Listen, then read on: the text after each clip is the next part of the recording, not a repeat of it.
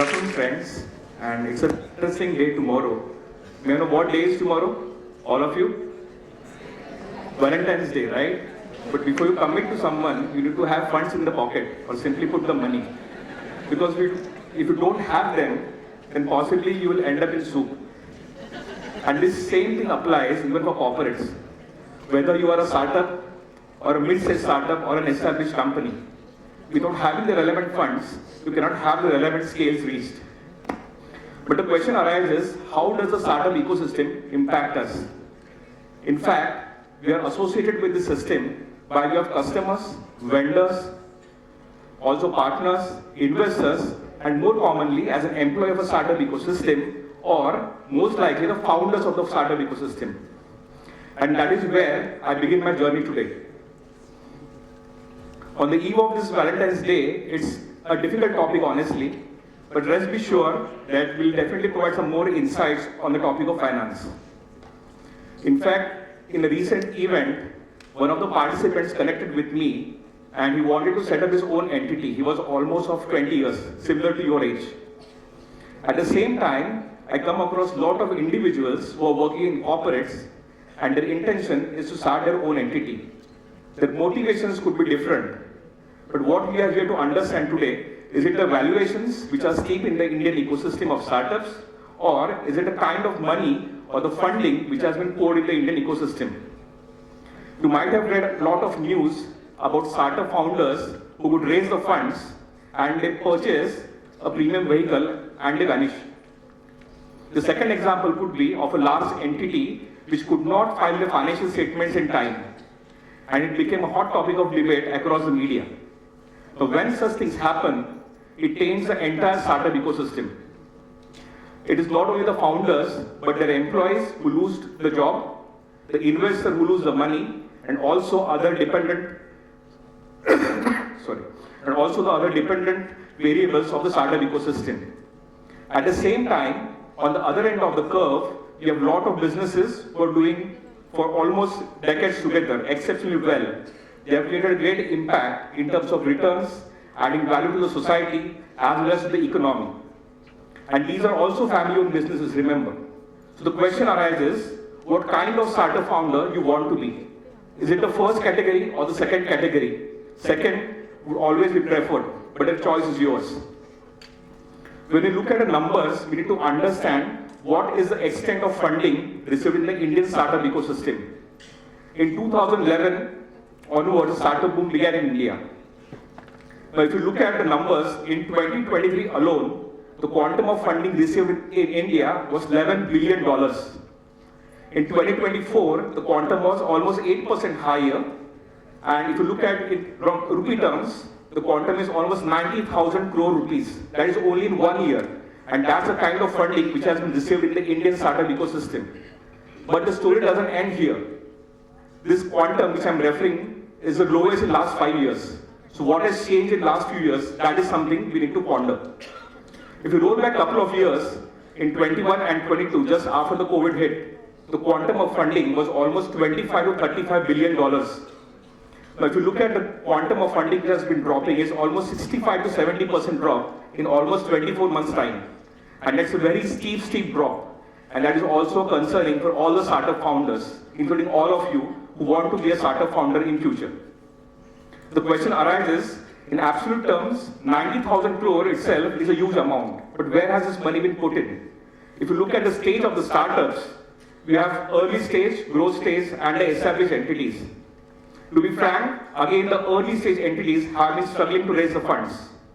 In fact, the funding has been more preferred in growth stage or the late stage startups, wherein the growth model has been established, the revenue streams are defined, the customer is sacrosanct in those cases. And there are very few takers for the smaller entities. And this is what we call as a funding winter in the startup ecosystem. But what has made this change? There are a lot of other factors, macroeconomic factors as well. But today, we will just focus on two critical aspects. That is the governance and also the financial planning of these startups. Moving on, it's a journey which you have to begin from today onwards. So as I mentioned in the initial speech, instead of spending on a days like Valentine's, start saving today and possibly you require those funds for setting up your own entity. So that's the critical message. So beginning with the journey of startups, the first and foremost thing which comes up is knowing the product, which is typically called as product market fit. A typical problem with all of the founders, they have an inside-out view. So what does inside-out mean? Me as a founder think that all of you require this kind of product or services. I never ask whether you want it or not. And this is a major concerning area because when you do the development, you launch the product, there are no buyers to this. And again, you end up in financial distress. So what should you do? Start with an outside-in view. Connect with the customers, do some surveys, and then you will have the answers whether your view or your product idea is suitable for the market. Because ultimate goal is not to just onboard the customers, but you also need to make them pay money for your product and services. The second most critical thing is TAM. Anyone knows what does this mean? TAM. Total addressable market. Now, this is the most critical aspect of the startup because when you connect with the investors, the first question comes up, what is your addressable market? We can bifurcate this into multiple aspects. You could have a geographical segmentation, whether it's in India or overseas. In India, you may have South India, North, so on and so forth. Or simply, you can also use the customer age as a segmentation, less than 20 years of age to 40 and so on and so forth. And why this question is relevant? Because you need to define your market share and your distribution strategy accordingly. You cannot have a product meant for senior citizens marketed to individuals of your age. The next most relevant question pertaining to TAM is a market share. And the investors want to know how will you reach that market share? What is your distribution strategy? So coming to the distribution, it is the most complex part because of product and services, the views would be different. The most common way today is e-commerce platform or onboarding. This is very easy. You get a pan-India reach. On the other hand, there are older models, a typical store, which is called as brick and a mortar model. Now, each one has got its own nuances. Let us take an example. If you set up a store, the benefit is the customer can walk into your store, they can have a human interaction, which is very rare these days, see the product and decide whether it is relevant for them or not. But there is no compulsion on the customers to buy this product. But in this case, we have already ended up paying the rentals, the salaries of employees, and also other ancillary costs, which typically be called as a fixed cost in the finance system. On the other hand, e-commerce do not have this kind of rentals, but there are other aspects to it as well. You need influencers who can market your product in the market. Second aspect is, all the e-commerce platforms offer a heavy discount, and the customer will be buying your product only if you offer great discounts. So where does this discount come from? Again, from the startup funding. And typical trajectory which has been observed is the moment your funding stops, the discount also stops, and the customer doesn't buy your product because there is a lot of competitive pressure as well. And it applies to even me as an individual as well.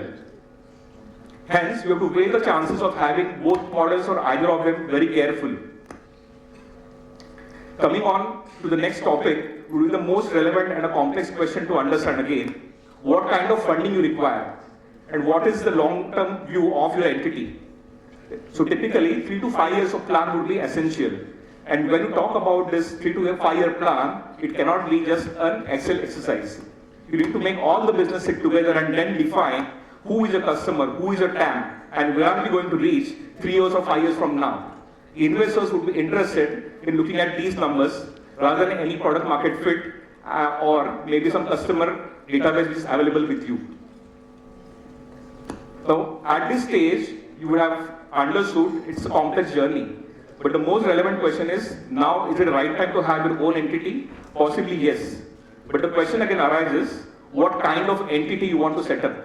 We will not get into legalities of the setup, but 2 aspects which you should consider. One, investors will require buying of a stake, and also they will nominate a board member on your company. So typically a private limited company would be most suitable because these 2 options can be easily encompassed with the private limited company, not with a partnership firm or a proprietary firm. Now I take a pause here, as I've already explained that the early stage startups are finding difficult to raise the money. So how will you fund your startup at this stage? And that is where your personal savings or bootstrapping, is a common used term, comes into picture. So if you're looking to have an entity being set up in the next few years, you have to start today. So instead of going for products such as premium cars or movies, start saving today so that you can create a corpus in future for an entity to be funded. Now comes the most difficult parts. Which is the investor we should connect? And there are multiple ways. You might have heard about seeding round, series A, B, C, D, or angel investors. We'll not get into each and every stage of investing, but just remember it depends on the stage of your entity. So for early stage entities, typically you may look at seed stage funding or an angel investor. But most critical is your own funding, without which you cannot survive. A and B would be relevant for the entities who already have a product market fit established, there's a good customer traction. And there is no hard and fast rule that A, B, C, D should be a specific trajectory. Possibly after round A or B, you can even go for an IPO, which is an ultimate goal. Now in this entire ecosystem, the investors want to know what is your intent. So if I give you the money, will you run away with my funds? Or you want to continue operating the business? And that's a very tricky part to answer.